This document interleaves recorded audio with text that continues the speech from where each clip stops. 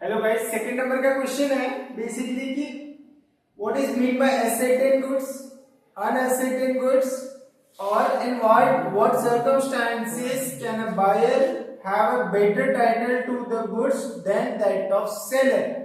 तो जैसे कि अलग अलग टाइप्स ऑफ गुड्स होते हैं, specific goods, existing goods, future goods, ascertain goods और unascertain गुड्स। तो हमको ये दो चीज बतानी है और सेकंड में बताना in what circumstances can a buyer have a better title, मतलब ओनरशिप। कैसे उसको हम मान लें कि ये गुड्स का अल्टीमेट ओनर यही पर्सन है। तो अब देखो असर्टेन क्या गुड्स क्या होता है। बेसिकली असर्टेन गुड्स का क्या refers to specific good that's are identified agreed upon by buyer और seller at the time of contract. जैसे दो पार्टीज के बीच में कॉन्ट्रैक्ट हुआ ए और बी में, तो अब बी ने आइडेंटिफाई करा उसके गोडाउन में जाके कि इतने का गुड्स इतने का मटेरियल रखा हुआ है, तो ये उसने स्पेसिफिकली देख लिया, उसको सील कर लिया कि मुझे मेरे इंडस्ट्रीज के लिए मुझे ये गुड्स चाहिए। तो उसने एसर्टेन करके रखा है, फाइनल करके रखा है कि ये वाला लॉट मुझे आप ऑर्डर करोगे इस पर्टिकुलर डेट पे, इस पर्टिकुलर टाइम पे। This goods are specifically earmarked and set aside by buyer. तो बायर अपने गोडाउन में, आप गोडाउन में माल रखा रहता है, स्टॉक रखा रहता है गुड्स का, तो आप वो स्पेसिफिक बायर को सेलर ने बता के रखा है कि मेरे को ये गुड्स चाहिए। तो वो सेलर क्या करता है, वो गुड्स साइड में रखता है कि हाँ मुझे ये वाला लॉट ये पार्टीज को देना है, ये वाला लॉट इस पार्टी को देना है। तो इसमें स्पेसिफिकली असर्टेन होता है। दिस गुड्स आर ओके, ये हो गया assignment by the buyer has a clear right to this specific goods. अब उसने सिलेक्शन कर लिया गोडाउन में कि मुझे ये गुड्स चाहिए, तो आप बायर, अगर सपोज सेलर क्या होता है, ए वाला लॉट है, बी है, सी है, डी है, तो उसने ऑर्डर ए का किया है और अगर उसको सी का मिला तो उसके ऊपर केस फाइलिंग हो सकता है, सूट हो सकता है। क्यों? क्योंकि ये जो बायर था उसने तो स्पेसिफिक सेलर के गोडाउन में जाके आइडेंटिफाई कर लिया कि मुझे यही लॉट चाहिए। तो ऐसा क्यों होता है? ऐसे जैसे कुछ कंसेप्ट होते हैं लीफो फीफो, तो उसमें क्या होता है, आपके गोडाउन में हो सकता है कुछ माल पुराना भी रखा हो सकता है जो रिसेंटली बना हो, तो हम एज एन बायर ये सोचेंगे कि जो फ्रेश माल है, ये जो नया नया जो भी बना हुआ है, उसको हम परचेज करने के लिए ज्यादा इंटरेस्ट दिखाएंगे बजाय कि कोई पुराना स्टॉक, पुराना गुड्स रखा हो। फाइन।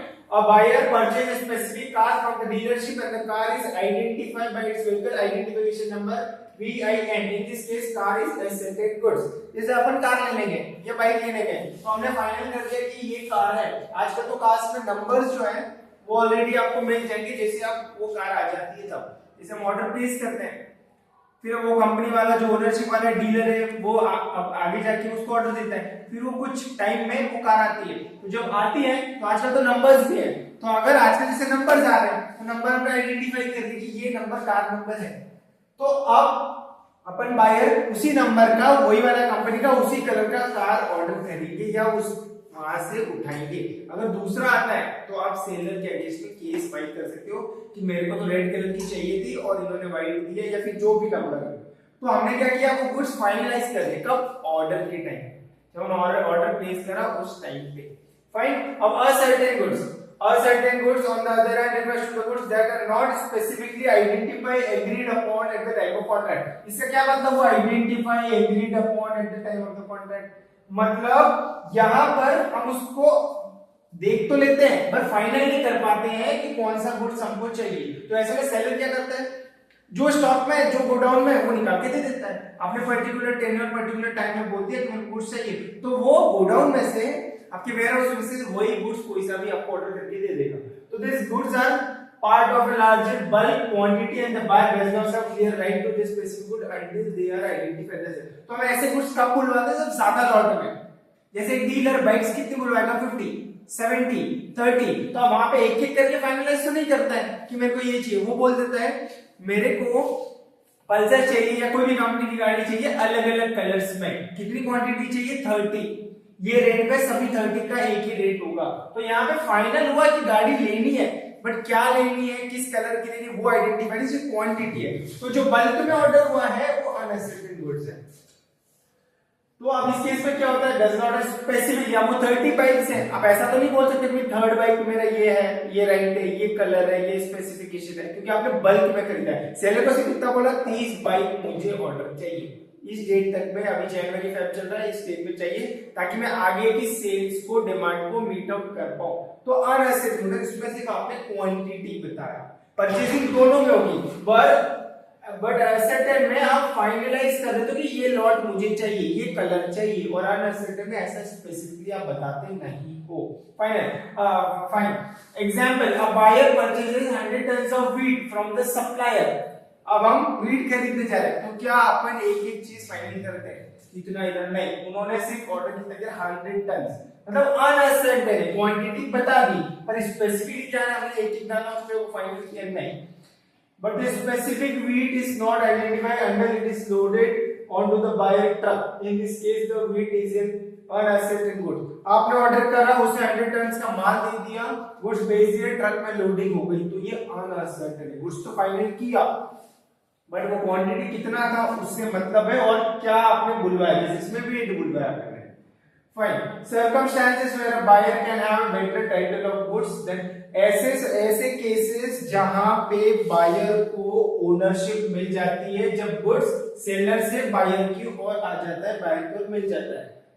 कौन कौन से ऐसे केसेस हैं? voidable title, if the seller has a voidable title of the goods, जैसे कि सेलर ने कोई फ्रॉड में गुड्स लिए हुए, या आप पुराने कुछ ट्रांजैक्शन ऐसे होंगे कि सेलर के पास उसकी ओनरशिप है। कैसे ओनरशिप? उसने प्रीवियस ओनरशिप कैसे ली? बाय मिस्टेक, बाय मिसरिप्रेजेंटेशन या बाय फ्रॉड के थ्रू। तो ऐसे केस में अगर सेलर के पास ऐसी ओनरशिप है तो वैसे की वैसी वो बायर को भी चले जाएगी, बजाय कि वो गुड्स मिसरिप्रेजेंटेशन का हो। तो कैसे कि जैसे अभी हम बाइक की बात करें, तो बाइक में अगर कुछ ऐसा डिफेक्ट आता है या कुछ ऐसा लीगल चीजें आती है जो डॉक्यूमेंटेशन जो नहीं हो पाती है, और वो सेलर ने अल्टीमेट ओनर से लेके अपने ओनरशिप डीलरशिप पे रख के रखी है, और वही चीज आपने खरीदी, आप बायर हो, तो वैसा के वैसा टाइटल जैसे उसने एक प्रॉपर ओनरशिप के थ्रू खरीदा, वैसे की वैसे ये बायर को भी ओनरशिप मिल जाएगी। किसमें? In good faith and without the knowledge of seller voidable title. क्योंकि यहाँ पे आपको बाइक का नहीं पता कि क्या चीज है, क्या डॉक्यूमेंटेशन हुआ है, क्या नहीं। सपोज कुछ पार्ट्स है, पार्ट्स अगर वो सपोज नहीं है और आपने बिना देखे उसको खरीद दिया, और ये तो सेलर को भी पता था कि बाइक में फॉल्ट है, तो ये आपका था कि आपको ध्यान देके वो चीज परचेज करते हो। तो जैसा वो सेलर के पास वो बाइक थी, वैसा की वैसा ओनरशिप बायर को ट्रांसफर हो जाएगा। Estoppel sales by mercantile agent sales under voidable contract. Estoppel क्या? If the seller represent to the buyer that they have good title to the goods and the buyer relies on the representation, the seller will be stooped by denying the buyer title। Estoppel का मतलब है जहां पे आप represent करते हो कि हाँ अल्टीमेटली उस गुड्स का ओनर मैं ही हूं, बजाय कि आपको उसका पास्ट नहीं पता हो। तो ऐसे में ओनरशिप सेलर की जो है, जैसे सेलर की थी वैसे वैसे बायर की ओर चली जाएगी। Sale by mercantile agent. Mercantile agent का मतलब है समथिंग काइंड ऑफ ब्रोकर, जो ब्रोकरेज होता है, जैसे छोटे छोटे ब्रोकरेज चार्जेस अपन को लगते हैं। जैसे कि मुझे कोई फ्लैट चाहिए, तो उसके लिए मैं एक छोटा सा ब्रोकरेज पे करूंगा कि भैया मुझे ये फ्लैट दिला दो, मैं आपको इस फ्लैट के बदले में इतना ब्रोकरेज दूंगा। या कोई रेंट वाली फ्लैट वाली चीज, जो रियल एस्टेट का बिजनेस है, वो थ्रू ब्रोकरेज के थ्रू चलता है। आप जितनी ब्रोकरेज दोगे उतने कम रेट में थोड़ा अमाउंट सॉर्ट आउट होकर वो फ्लैट आपको मिल जाएगा।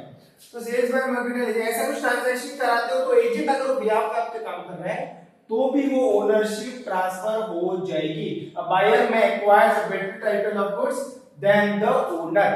Cell under voidable contract. Voidable contract क्या? वॉइडेबल कॉन्ट्रैक्ट वो जो पहले वैलिड हो जाते हैं, बाद में जाके वॉइड हो जाते हैं। कुछ ऐसे सर्कमस्टेंसेस कॉन्ट्रैक्ट होते हैं जिससे वो कॉन्ट्रैक्ट वॉइडेबल हो जाता है।